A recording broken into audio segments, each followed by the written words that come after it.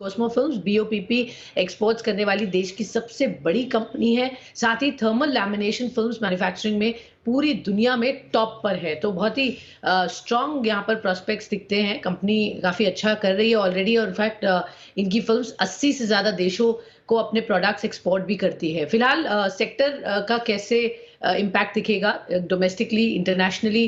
चलते हैं Cosmo films के ग्रुप सीईओ पंकज पोद्दार साहब हमारे साथ शो में जुड़ रहे हैं। सर बहुत-बहुत शुक्रिया, नए साल की आपको शुभकामनाएँ।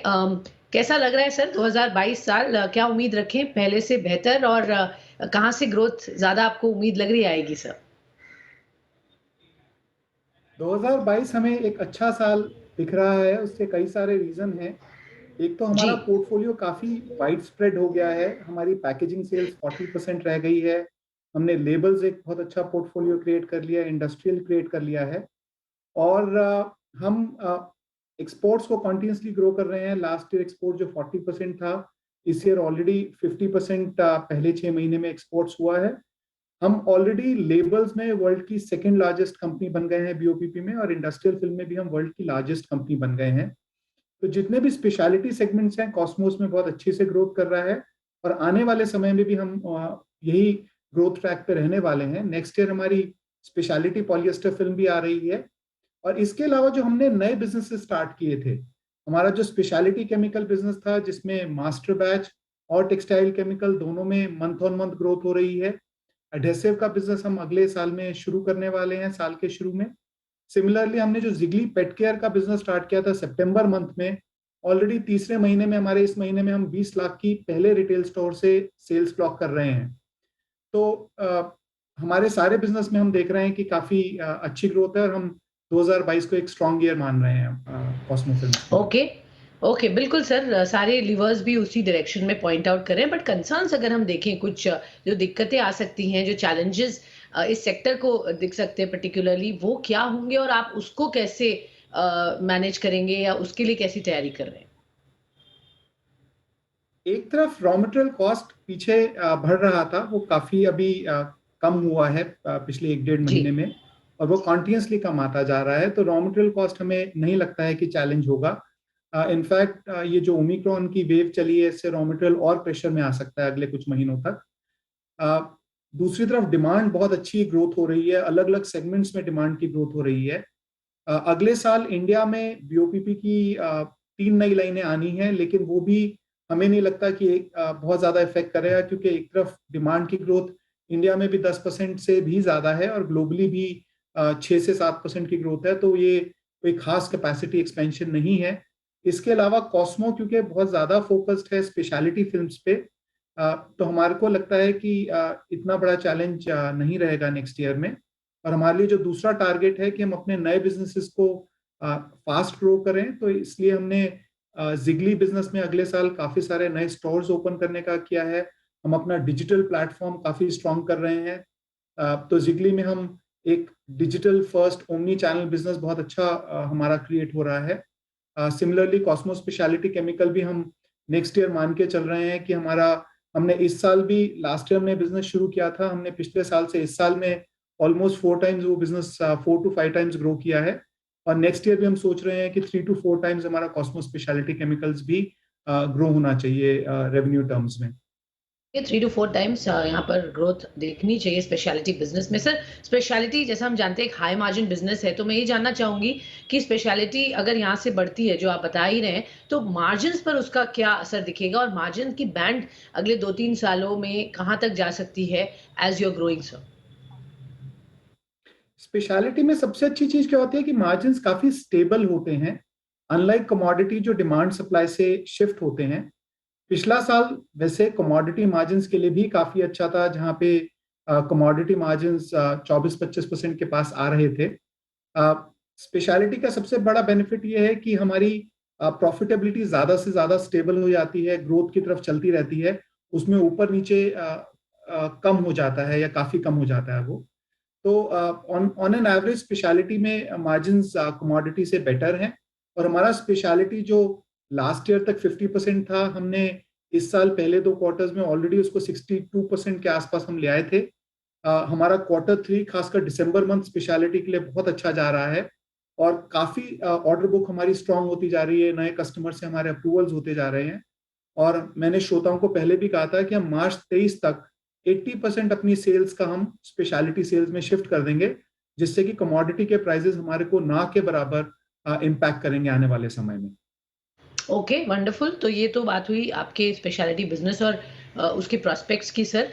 अगर हम बात करते हैं आपके 80% रेवेन्यूज क्योंकि स्पेशलिटी बिजनेस से आते हैं, आपने कहा है सॉरी 80% तक जाएंगे बाय 2023, जो आपने एक टारगेट बनाया है। कितने एक्सटेंट तक आप पहुंच चुके हैं, कहाँ पर है वो अभी, और क्या ये नंबर अचीव हो जाएगा सर 2023 तक?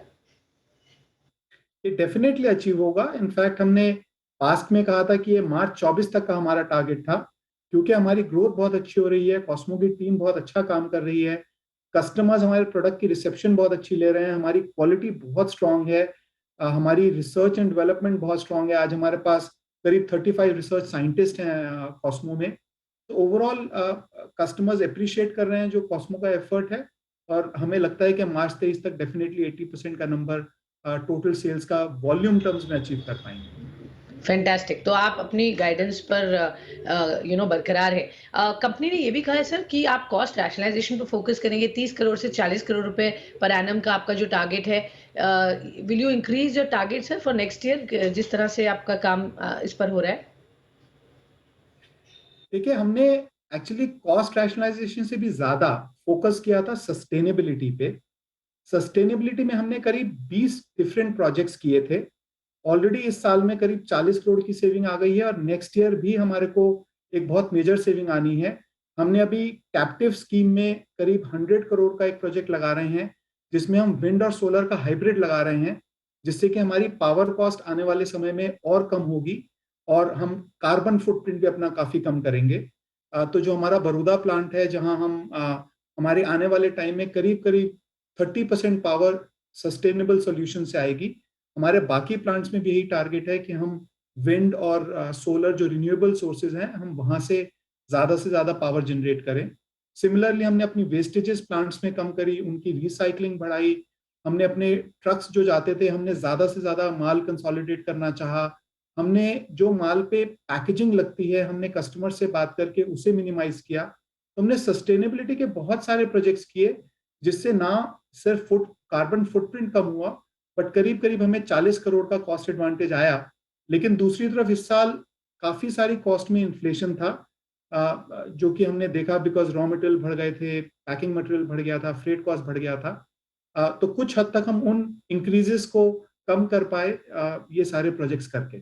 और हम आने वाले हम्म। समय में भी नए प्रोजेक्ट्स आइडेंटिफाई कर रहे हैं, ताकि हम कॉन्टिन्यूसली अपनी कॉस्ट को रैशनलाइज कर सकें।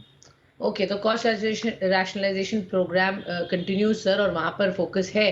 क्विकली जानना चाहूंगे आपके नए पेटेंट्स जो 2022 में आपको कितने और मिलेंगे, कितने आपने अप्लाई किए हैं सर अभी तक, और प्रोडक्ट की बात करें तो काफी प्रोडक्ट्स आपने इस साल भी लॉन्च किए, अगला साल भी उतना ही प्रॉमिसिंग दिख रहा है?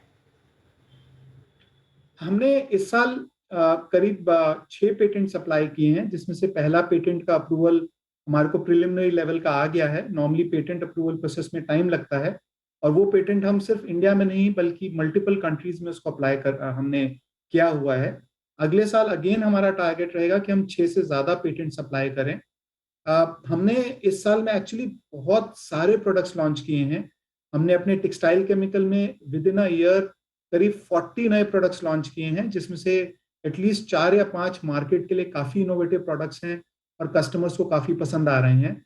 अगले साल में हमने एडहेसिव की एक पाइपलाइन क्रिएट की है। तो एडहेसिव में हम packaging adhesive, lamination adhesive, label का एडहेसिव और ऑटोमोबाइल का एडहेसिव, हम 4 डिफरेंट कैटेगरी के एडहेसिव अगले साल के लिए लॉन्च के लिए हमने रखे हैं। इसमें से लैमिनेशन एडहेसिव के ऑलरेडी बहुत अच्छे ट्रायल्स कस्टमर्स के साथ हो गए हैं। उनका फीडबैक ये है कि मार्केट में जो भी प्रोडक्ट है उससे बेहतर प्रोडक्ट है ये पेपर से फिल्म लैमिनेशन करने के लिए। तो हमारी प्रोडक्ट पाइपलाइन काफी स्ट्रांग है। हम हर बिजनेस में रिसर्च इनोवेशन पे काफी फोकस दे रहे हैं, चाहे वो फिल्म हो, जहाँ पे हमने सिंथेटिक पेपर और लेबल्स के काफी प्रोडक्ट लॉन्च किए थे लास्ट ईयर।